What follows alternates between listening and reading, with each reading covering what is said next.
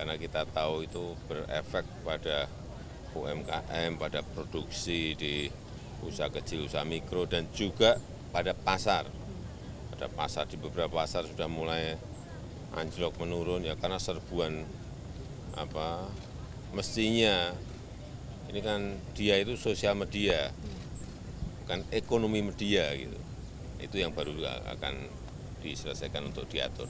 Nah, selama ini kita lembek kok terhadap platform-platform e-commerce ini. Baru ketika ada TikTok Shop aja nih agak keras nih. Jadi menyelesaikan TikTok Shop itu hanya bagian kecil tuh seujung kuku itu. Kalau melihat sequence dari situ sampai ada pedagang Tanah Abang yang protes, pemerintah sebenarnya lambat juga. Selamat malam, Tribuners. Bersama kembali dengan saya Nila Irda hari ini dalam program Tribun News on Focus. Saat ini, Tribuners, TikTok Shop sedang menjadi pembahasan yang mana besok rencananya akan ada penutupan yang kemudian dilakukan oleh TikTok. Kira-kira apa dampaknya, apa yang akan terjadi setelah adanya penutupan TikTok Shop ini? Saat ini saya sudah tersambung dengan ekonom dari Selios, ada Mas Bima Yudhistira. Selamat malam, Mas Bima. Selamat malam. Mas Bima, terima kasih sekali untuk kesempatannya berbincang bersama dengan saya hari ini mengenai TikTok Shop. Mas Bima, untuk pengantar awal, rencananya TikTok akan berhenti memfasilitasi transaksi e-commerce per 4 Oktober, artinya besok ya, Mas Bima, untuk kemudian bisa menghormati dan mematuhi hukum yang sudah ditetapkan oleh pemerintah. Untuk pengantar terlebih dahulu, menurut Mas Bima dari kacamata seorang ekonom, apa dampak yang kemudian akan terjadi setelah adanya penutupan ini? Sebenarnya kalau bicara dampak, TikTok Shop itu porsinya sekitar 5% dari gross merchandise value, atau kira-kira dari total nilai transaksi platform digital e-commerce. Jadi kalau 5% ini kan satu, kemungkinan besar yang terjadi ketika ditutup, pedagang itu kan sebenarnya punya akun ya, namanya juga era digital. Bisa punya bahkan puluhan akun di platform yang beda-beda misalnya. Maka yang terjadi mereka akan bergeser ke platform lainnya. Bisa jadi gesernya ke Tokopedia, gesernya kemudian ke Shopee, ke Lazada, itu yang terjadi. Tapi yang kita harapkan sebenarnya pergeserannya lebih banyak ke pasar fisik. Jadi bergeser misalnya masyarakat yang tadinya belanja di TikTok Shop, mereka kembali lagi belanja di pasar grosir, misalnya di Tanah Abang, di retail gitu. Nah, itu tapi kalau melihat sebenarnya kan pergeseran ke pasar fisik tentu butuh waktu juga karena ada masalah soal daya beli juga ya. Selain TikTok Shop persaingan usahanya juga bermasalah, tapi juga ada masalah soal daya beli. Kan sekarang inflasi dari beras saja udah 18% secara tahunan. Jadi masyarakat tuh pilihannya sekarang sebenarnya belanja dengan harga murah yang kemarin diskon besar-besaran di platform social commerce, atau belanja di pasar fisik tapi kualitasnya, kuantitasnya itu dikurangi. Nah, itu yang terjadi sekarang. Tapi saya melihat pemerintah merespon dengan cepat ya, adanya social commerce kemudian harus dipisah. Itu sebenarnya di satu sisi kan bagus buat persaingan usaha. Jadi mengantisipasi banjir impor, barang-barang murah, kemudian juga membatasi produsen untuk tidak boleh menggunakan platform langsung masuk kepada konsumen akhir misalnya. Tapi yang lebih menarik lagi adalah kalau kita baca situasi social commerce ini sebenarnya bukan hukuman mati buat TikTok gitu. Kenapa saya bilang bukan hukuman mati? Karena TikTok sebenarnya boleh aja bikin platform e-commerce. Kan yang nggak dibolehkan adalah digabungkan dengan sosial media. Tapi kalau dia buat platform e-commerce, bikin izin terpisah, ya silahkan aja. Nanti kita lihat persaingannya apakah bisa mengalahkan pemain nomor 1 dan pemain nomor 2 ya, Tokopedia dan Shopee misalnya begitu. Itu tergantung nanti strategi TikTok kalau mau bikin e-commerce sendiri.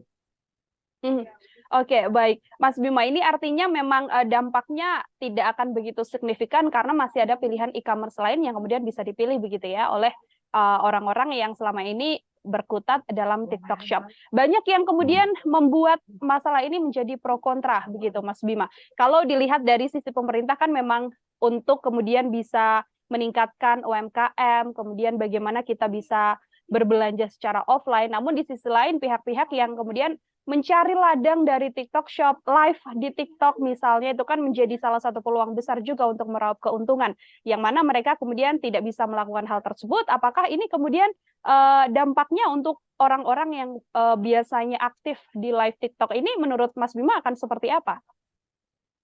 Ya, saya pikir begini, sekarang yang punya live sales bukan cuma TikTok Shop, tapi platform digital online lainnya juga punya. Yang kedua sebenarnya yang disebut social commerce ya, itu kan sudah lama ada. Facebook itu udah punya marketplace sudah lama. Kemudian ada juga dari Instagram juga bisa bikin toko di situ kan gitu. Cuman bedanya dia tidak memfasilitasi transaksi jual belinya.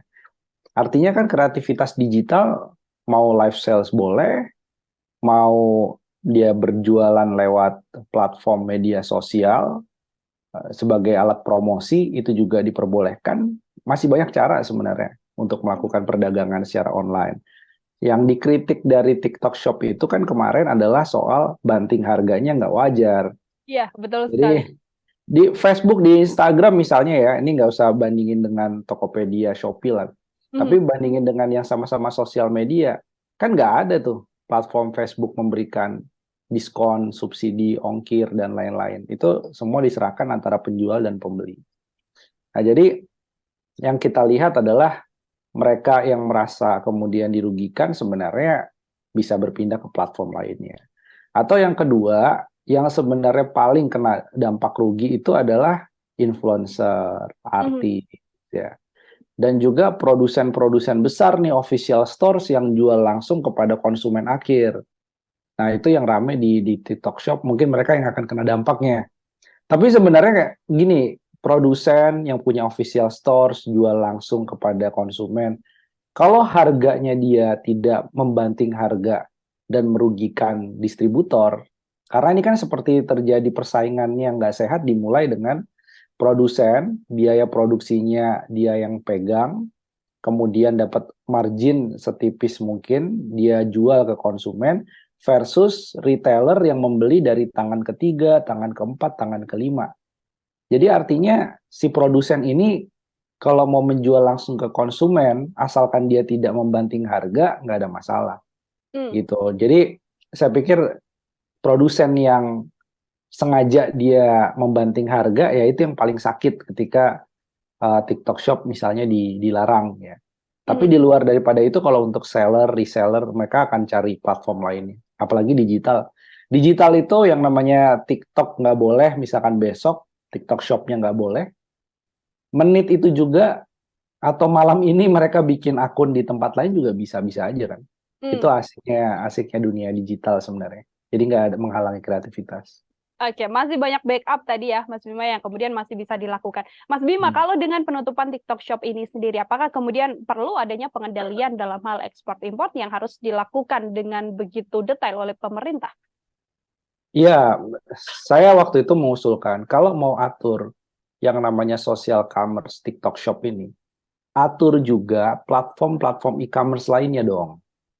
Karena yang namanya impor itu dulu awalnya justru di platform e-commerce, ya, yang dominan barang-barang impor. Baru kemudian masuk social commerce seperti TikTok Shop belakangan.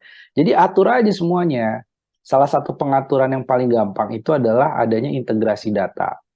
Jadi kalau Bea Cukai itu terintegrasi datanya dengan baik dengan Kementerian Perdagangan misalnya, dengan Kementerian Perindustrian, Kementerian UMKM.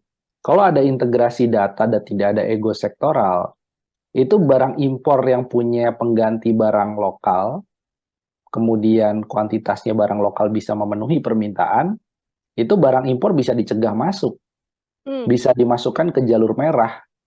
Tahan aja misalnya 2 bulan gitu kan, diinspeksi dulu.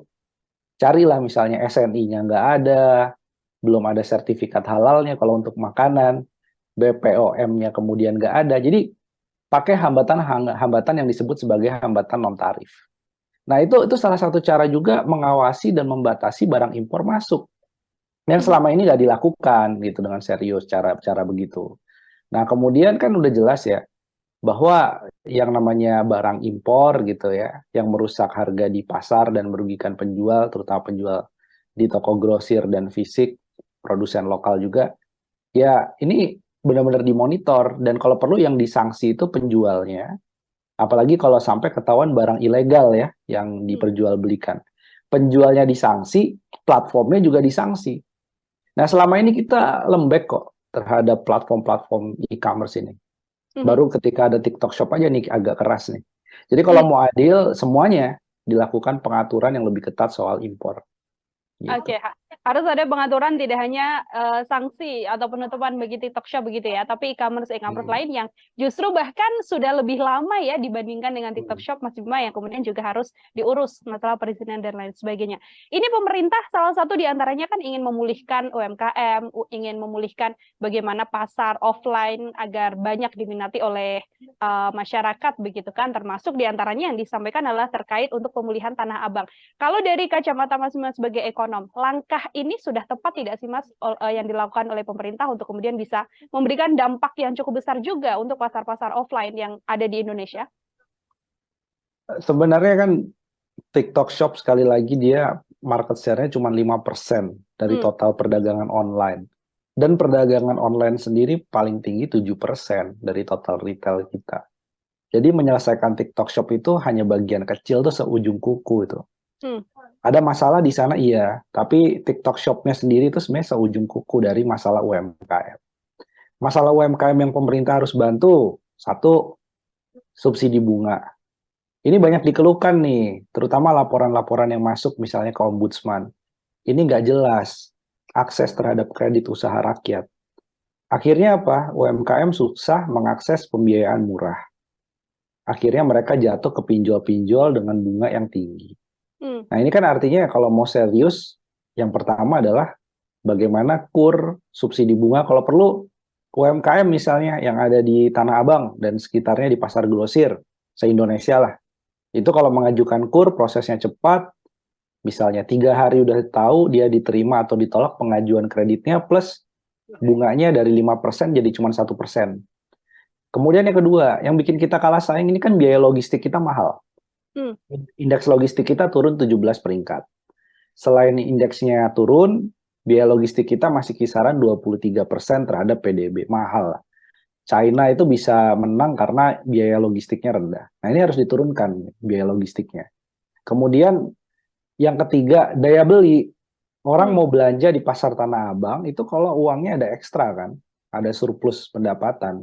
Setelah dikurangi kebutuhan pokok, misalnya untuk makanan, baru mereka belanja baju, belanja aksesoris, belanja alas kaki.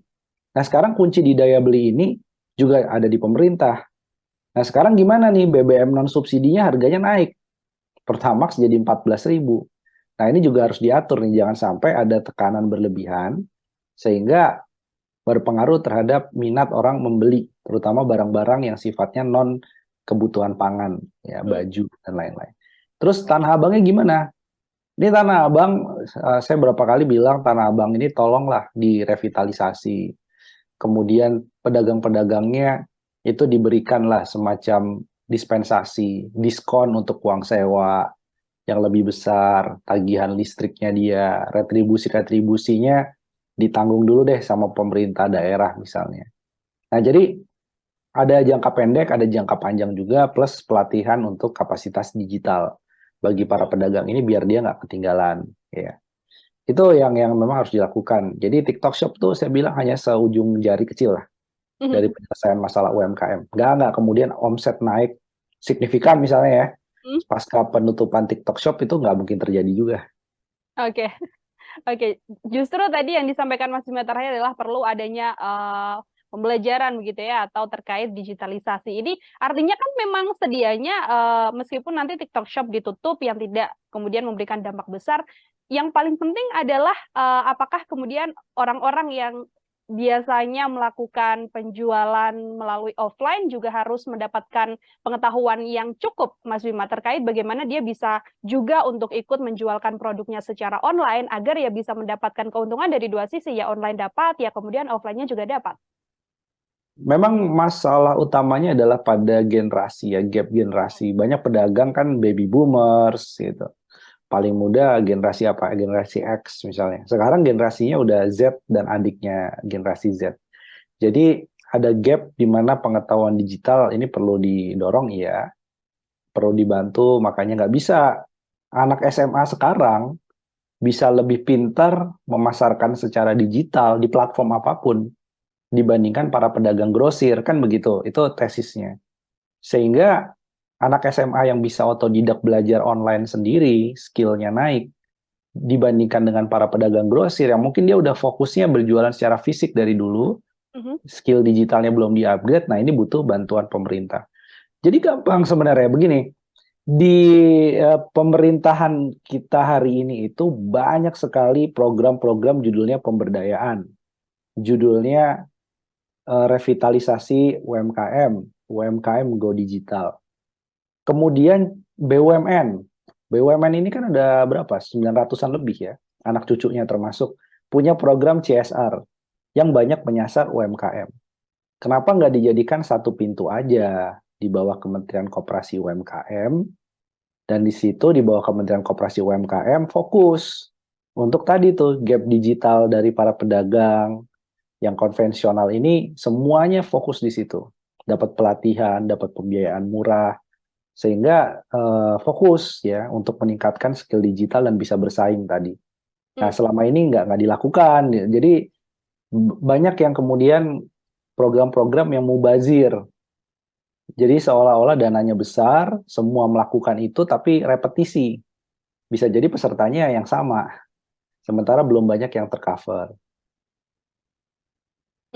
Masih banyak PR yang kemudian masih harus dilakukan oleh pemerintah selain tadi. Salah satu yang dilakukan adalah penutupan TikTok Shop. Ini juga jika Anda melihat apakah karena memang desakan beberapa pihak yang mengatakan TikTok Shop terlalu banding harga, lalu pemerintah seakan-akan, oh iya baru menyadari itu, Mas Bima, atau yang memang kalaupun tidak ada keramaian terkait harga yang begitu murah di TikTok Shop, pemerintah juga akan sama melakukan langkah yang saat ini kemudian diambil? Ya, saya pikir begini, saya pikir ada operasi kan pada saat itu. Operasi ini di Inggris ya, itu ada heboh Project S. Dan juga pada saat itu beberapa pemerintahan itu melarang TikTok untuk di-download bagi pegawai negerinya. Di Inggris juga nggak boleh, sampai sekarang pegawai negeri yang ada di Inggris mendownload TikTok tuh nggak boleh. Karena alasan keamanan. Muncullah kemudian yang namanya Project S, di mana pemerintah di banyak negara khawatir TikTok dijadikan jalan penetrasi barang-barang impor. Terutama ketika ekonomi China melemah, mereka mencari pasar baru ya dengan jalur digital ini. Nah, artinya apa? Artinya kalau melihat sequence dari situ sampai ada pedagang Tanah Abang yang protes, pemerintah sebenarnya lambat juga mengantisipasi adanya social commerce ini gitu. Jadi sekarang heboh dan lain-lain sebenarnya udah terlambat. Ya ada bagusnya, tapi terlambat, harusnya dilakukan sejak awal. Karena pemerintahan di negara lain udah melakukan itu udah dari tahun 2021 bahkan. Atau bahkan sebagian sebelum pandemi. Seperti di India juga sudah lama menjadi diskursus untuk melarang TikTok dengan alasan keamanan data misalnya. Kita terlalu ini ya, ekonomi digital dan pengembangan ekonomi digital dalam hal regulasi di Indonesia ini terlalu liberal, saya bilang. Jadi kita selalu bilang, jangan diatur deh. Kenapa? Karena ini mengganggu inovasi digital. Nggak boleh diatur berlebihan karena nanti takut inovasi nggak berkembang. Yang ada sekarang ini, inovasi terutama yang ada di e-commerce ini merusak nih, mulai merusak. Ini saya katakan mulai merusak gitu. Termasuk kehadiran social commerce. Jadi yang harusnya dia mendorong UMKM justru kan barang-barangnya impor. Itu kan berarti kan inovasi digitalnya nggak searah dengan yang ingin didorong gitu ya. Betul. Pada awalnya. Nah, jadi regulasinya datang terlambat. Regulasinya datang terlambat, meskipun akhirnya diambil juga ya langkah untuk bisa menghapuskan TikTok Shop. Terakhir dari saya, Mas Bima, sekaligus closing statement dan juga imbauan juga ini, PR besar apa yang kemudian harus dilakukan oleh pemerintah, lalu imbauan untuk UMKM baik offline maupun online yang kemudian agar ya meskipun dampaknya tadi Mas Bima sampaikan tidak terlalu besar, tapi ya pasti juga turut merasakan begitu, Mas Bima. Ya, yang paling adil, ini kan masalah TikTok Shop besok udah selesai kan begitu ya. Tapi yang paling adil adalah kemana masyarakat harus melapor kalau ditemukan praktek persaingan usaha tidak sehat di platform digital, apapun itu. Mau kita bicara e-commerce, mau kita bicara transportasi online, mau kita bicara aplikasi lainnya, kemana kita harus melapor. Nah ini kan harusnya dari dulu yang bekerja untuk isu persaingan usaha digital yang sehat adalah KPPU. Komisi Pengawas Persaingan Usaha. Itu yang harusnya mengawasi. Nah ini yang harus kemudian diperkuat lagi oleh pemerintah. Jadi monopoli digital nggak boleh. Banting harga di bawah harga produksi itu nggak boleh. Nah ini pada siapa masyarakat mengadu kalau menemukan praktek itu. Itu satu. Kedua, kalau fokusnya adalah meningkatkan barang-barang lokal, bisa dimulai dari pemerintah dulu. Ada aturan 40% pengadaan barang pemerintah daerah itu diambil dari UMKM. Itu kalau udah dijalankan udah sangat membantu UMKM. Jadi jangan hanya mengatur yang 6%, 7% dari total retail ini, tapi atur juga pengadaan barang pemerintah. Realisasinya kan masih rendah. Nah, berikutnya adalah peningkatan kapasitas digital.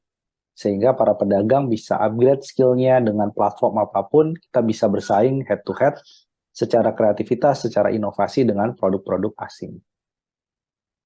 Baik, terima kasih banyak Mas Bima. Ini adalah ekonom dari Selyos terkait bagaimana dampak besar kemudian TikTok Shop ini dihapuskan, yang artinya hanya ya berkisar 5-6% ya disampaikan Mas Bima ya, atau seujung kuku saja yang kemudian harusnya pemerintah masih banyak PR besar yang harus dilakukan untuk penyetaraan juga aturan terkait e-commerce dan lain sebagainya. Mas Bima, sekali lagi terima kasih banyak atas obrolan malam hari ini. Semoga di lain kesempatan kita bisa berbincang lagi.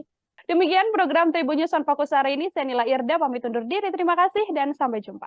Download Tribun X sekarang. Menghadirkan lokal menjadi Indonesia.